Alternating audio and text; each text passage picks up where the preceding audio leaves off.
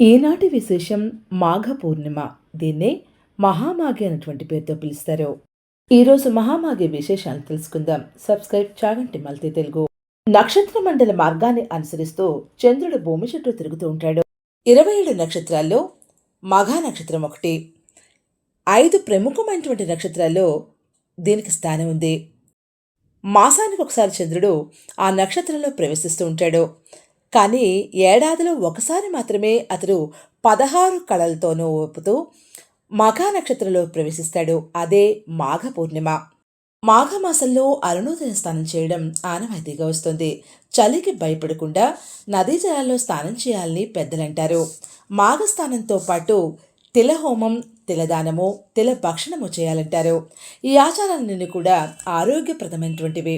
మాఘమాసం పొడుగునా ఈ ఆచారాలను పాటించకపోయినా సరే కనీసం ఆ మాసాల పర్వాల్లో అంటే ఇలాంటి రోజులు అంటే ఆదివారం, మాఘమాసం, పౌర్ణిమ ఇవన్నీ కలిసి వచ్చేటువంటి రోజుల్లోనైనా పాటించడం మంచిదని శాస్త్రాలు వివరిస్తున్నాయి.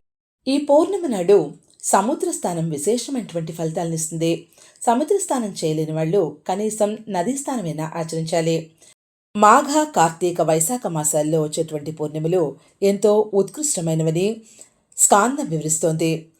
మాఘ పూర్ణిమ నాడు అలభియోగ కాలం ఏర్పడుతుంది. అంటే ఈ రోజున ఏ నియమాన్ని పాటించినా అది గొప్ప యోగకాలమై కూర్చుంటుంది. అంటే అంత గొప్పదైనటువంటి సమయం ఈరోజు ఉంది. మాఘ పౌర్ణమి రోజున సతీదేవి ప్రాదుర్భవించినటువంటి రోజుగా స్కాందపురాణం వివరిస్తోంది. ఈశ్వరి ఒకసారి దక్షిణావర్తపు శంఖపు ఆకారాన్ని ధరించి సరయూ నదిలోని కాళింద మడుగులోకి ఒక పద్మంలో కనిపించిందిట. దక్ష ప్రజాపతి సరయూ నదిలో స్నానం చేస్తూ పద్మంలోని శంఖాన్ని చూశాట. అది దక్షిణావర్త శంఖం. దక్షిణావర్త శంఖం అపురూపమైనదిగా భావిస్తూ ఉంటారు. అది ఎవరి దగ్గర ఉంటే వారికి గొప్ప యోగకాలం ఏర్పడుతుందట. ఈ సంగతులు తెలిసినవాడు అవడం చేత దక్ష ప్రజాపతి ఆ శంఖం దగ్గరికి వెళ్ళాడు.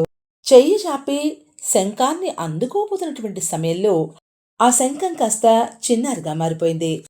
ఆ బిడ్డను తన భార్యకి ఇచ్చి అపురూపంగా పెంచమంటాడు. ఆ బిడ్డే సతీదేవి. శంఖం బాలికగా మారిన రోజు మాఘ పూర్ణిమ అంటారు. అందుచేత ఈ దినం అత్యంత పవిత్రమైనటువంటి రోజు. మాఘ పౌర్ణమి రోజున లలితా జయంతి కూడా నిర్వహిస్తారు.